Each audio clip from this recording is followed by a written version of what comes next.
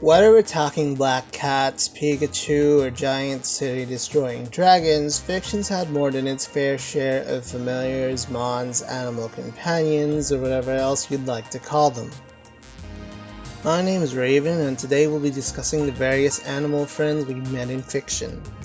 You don't really need to think too hard about why this trope exists. People have domesticated animals for thousands of years, and one of the first, if not the first, animals we ever domesticated were dogs for the purposes of security, herding, and hunting. You heard that right. Before we started breeding sheep for easier access to meat and wool, we went for man's best friend. In the broadest sense, that's what familiars, mons, and animal companions have in common and why they're so popular. They're pets, except cooler. Whether this extra coolness is due to enhanced intelligence, the ability to talk, or because they're world-destroying living weapons is irrelevant, though there are a few subtropes that fall within this greater umbrella. The first subtrope I wanted to talk about today is familiars. This is the most fantastic of the subtropes we have today, where the companion is actually a supernatural entity that assists magic practitioners with their craft. How exactly they help varies from setting to setting, from work to work, from literally being an assistant in the performance of rituals, to providing magical lore, to the extreme cases where a wizard's only power was to summon and control a familiar that did all the actual magic. A common theme seems to be a master-servant bond rather than the character and the familiar being friends and equals. Do note that while they're most commonly in the form of animals, especially cats, there are many examples of familiars being something else entirely, ranging from humanoid to terrifying to beyond our comprehension. In less fantastic and more science-based works, robots or AI assistants usually take the place of familiars. Naturally, the power levels of familiars also vary widely, from being something far weaker than their masters, mostly having utility purposes like picking locks or delivering messages, to being the strongest known creatures in the setting capable of mass destruction. One interesting use of familiars out of universe is to tell us more about a character's personality. If the familiar is a sentient being that is magically compelled to obey its master, you can tell a lot about said master based on how they treat their indentured magical servant. Well, technically that applies to all of these, but more so with familiars since you've got a defined master and servant dynamic going on, so there's an inherent skewed difference in authority and power. Another thing is that, again, since familiars tend to possess some level of sentience, these are the companions that are most likely to have their own goals and motivations, likes and dislikes. Well-written familiars will have enough personality that they'll be more than just an extension of your character, they'll be characters in themselves. An interesting subversion of familiars I don't see too often might be the case where the familiars are actually in charge. Imagine you're some hapless teenage spellcaster and the big bad sent one of his demonic lieutenants to act as your familiar to both keep you in line and make sure you stay alive until the Dark Lord needs you.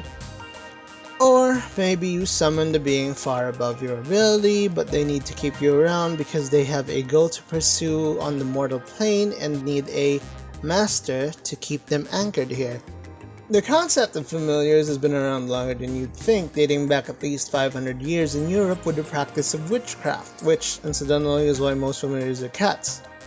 However, since most of the people who were tried for witchcraft were probably innocent and just practicing older native traditions, it wouldn't be a stretch to think that these older beliefs held familiars too, even if they weren't explicitly called as such.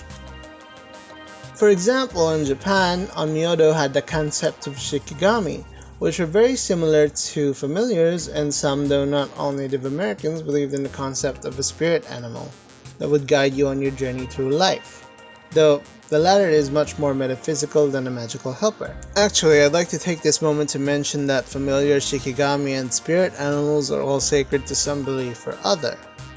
Prior to the rise of Christianity, familiars were believed to be spirits of the land in European folk religion. Shikigami were conjured spirits in Onmyodo, a traditional form of Japanese divination, and lastly, spirit animals are sacred to various Native American tribes, many of which still believe in their practices today. You see, under Christianity, Any spirit that's not the Holy Spirit or an angel is considered a demon, so these beliefs had to go underground in order to avoid persecution. Thankfully, in modern times, the perception of familiars has changed drastically from "we found a witch, may we burn her?"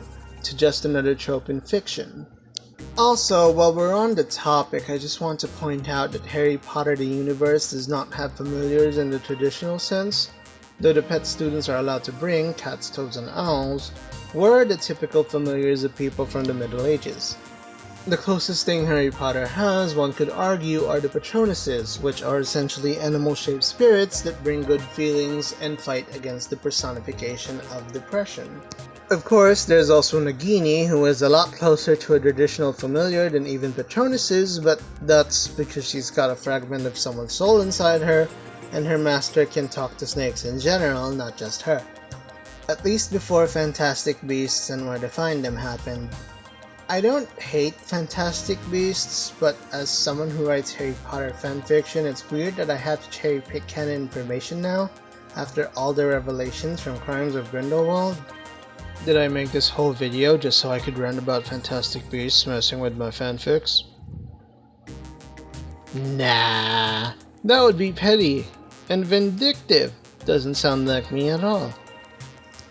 Moving on, we have the Mons. Unless you've been living in isolations for the last 30 years, chances are you've encountered at least one of these. Pokemon, Digimon, Monster Rancher, Yokai Watch, Temtem, Cyrillium, Shin Megami Tensei, and so on, just to name a few. The premise of Mons, short for monster, is that there are superpowered animal-like creatures that people capture for various reasons.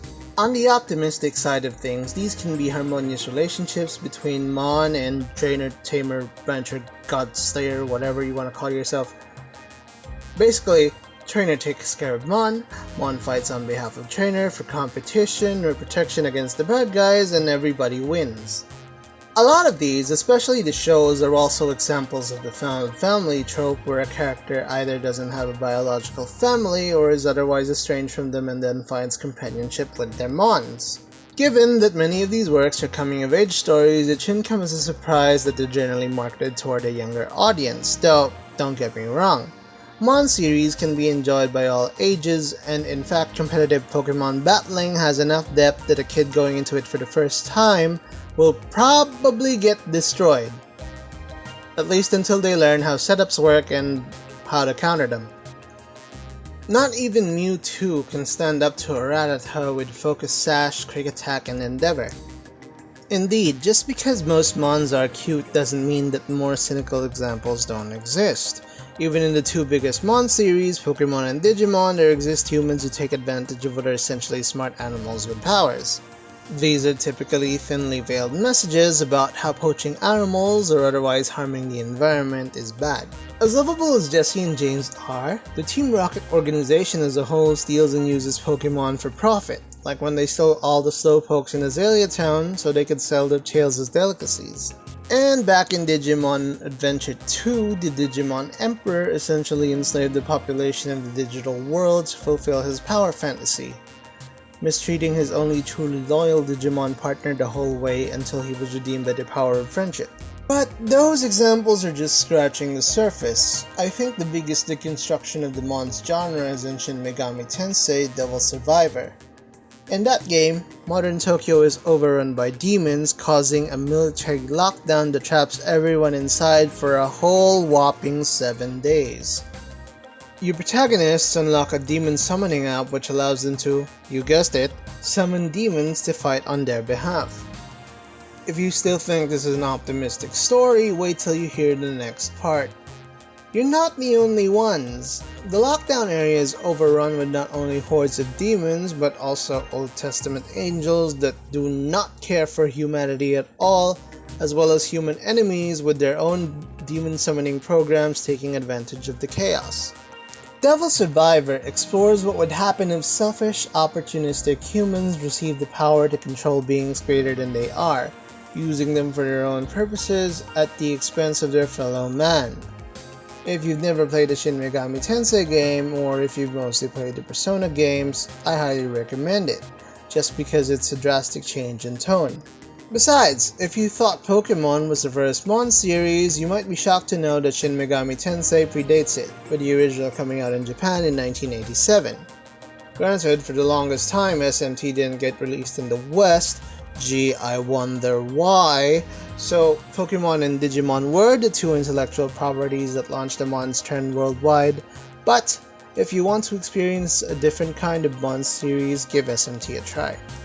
Related, but amusingly enough, there was some outrage when Pokemon came out where certain groups of people thought Pokemon secretly encouraged devil worship and the practice of sorcery because you were summoning supernatural creatures to do your bidding.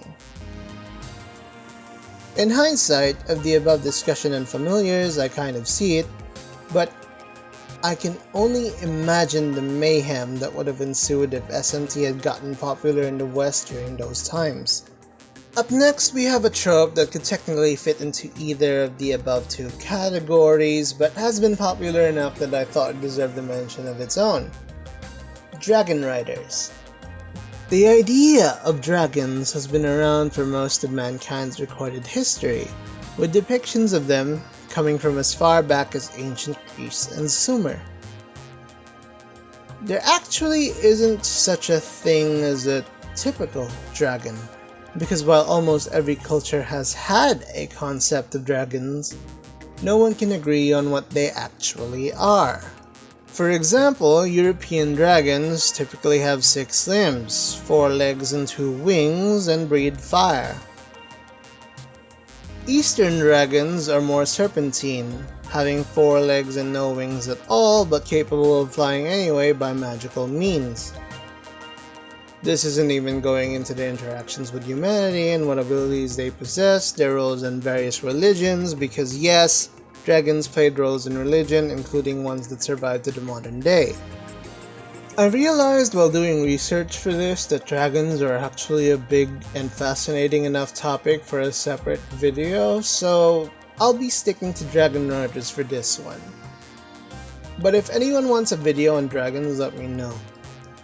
Back to the Dragon Riders trope, it generally features European dragons, which for the longest time were used almost exclusively as obstacles for the protagonist. European dragons were typically huge, flying, fire-breathing death machines that could lay waste to villages or possibly even cities by themselves. It wasn't until about 1967 when Anne McCaffrey wrote Dragon Riders of Pern and other fancy authors started to think, hey, you know what? Maybe we should try to get the giant, almost invulnerable lizards to work for us.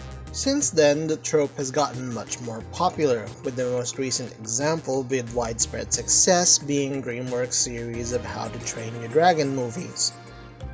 Dragons went from being selfish, antagonistic forces of nature doomed to die at the hero's blade to beautiful, misunderstood creatures that could be convinced to fight for the good guys. Thus was born the idea of Dragon Riders, people who rode on the backs of creatures far greater than they were, whether for good or evil. Now, there are a lot of different flying creatures in fantasy fiction.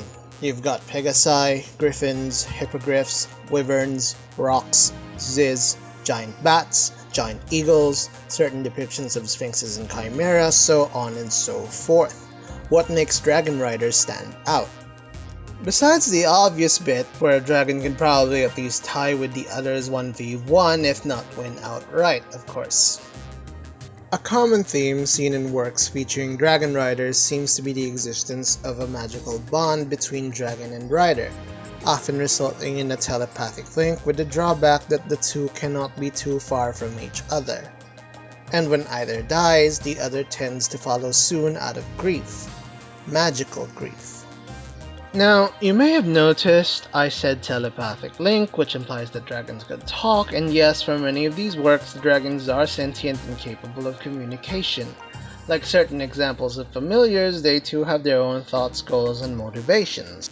Some of you are probably asking yourselves, I see what the human gets out of this arrangement, but what about the dragon?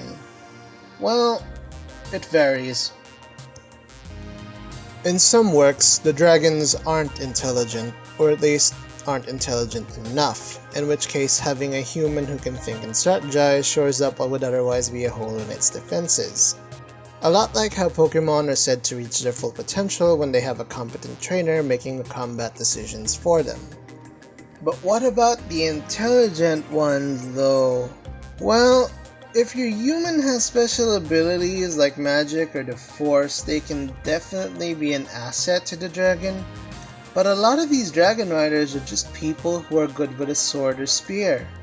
And honestly, if you're riding a mount that could do much more damage than you, there's not really much point to waving your sword around. In most cases, you wouldn't even be able to reach the enemy. Not to mention that in some settings, dragons themselves are capable of wielding magic and are often better at it than the humans. Then again, the dragon might just be letting you ride because you're friends or because it foresees you being useful for getting into places it can't. Like I said, it varies and intelligent dragons have their own agendas they want fulfilled. Finally, we come to the last subtopic I want to talk about, which is everything else. That's right, you heard me, everything else. The thing with animal companions is that in fictional works, if they don't talk and they don't have magical powers, they probably still have one thing in common, which is that all animals in fiction are domesticated. Wikipedia defines domestication as a sustained multi-generational relationship in which one group of organisms assumes a significant degree of influence over the reproduction and care of another group to secure a more predictable supply of resources from that second group. Keywords being multi-generational and reproduction. Domestication isn't merely the act of taming a wild animal.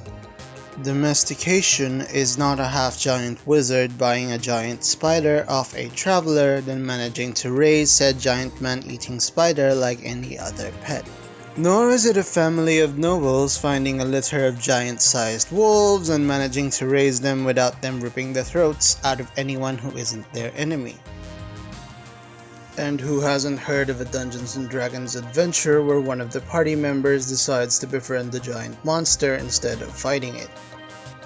My point being that in fiction land, the rampaging dire bear can be placated with some honey and convinced to join the party. The angry lion just has a thorn in its paw and removing it makes you the best of friends. The hellhound is just misunderstood and wants a belly rub. But reality is often disappointing. In reality, most attempts at taming undomesticated animals are unsuccessful. For every YouTube video we see where someone successfully tames foxes, there are countless unseen failures. So, unless a character has some special ability to empathize or communicate with animals, they're more likely to get eaten than anything else. If anyone remembers the Wild Thornberries where the main character can speak to animals, there was an episode where she brought a mother cheetah and her cubs water to help them during a long drought. After recovering, the mother cheetah's first instinct was to try and eat her. Admittedly, many stories go out of their way to specify that certain animals are only tamed because they had been raised from birth by humans, but this doesn't change how their wild instincts haven't been dampened by generations of living with people. And that's all I had to say about familiars, mons, animal companions, and dragon riders. Leave a like on the video if you enjoyed it or learned anything, and leave a dislike if you didn't. This video took a lot longer than I thought it would to make, so the next video might be shorter for my sanity and for yours. Building on the research I did for dragon riders, I might do dragons next, so if you'd like to see more content like this, hit that subscribe button. Until then, see you next time.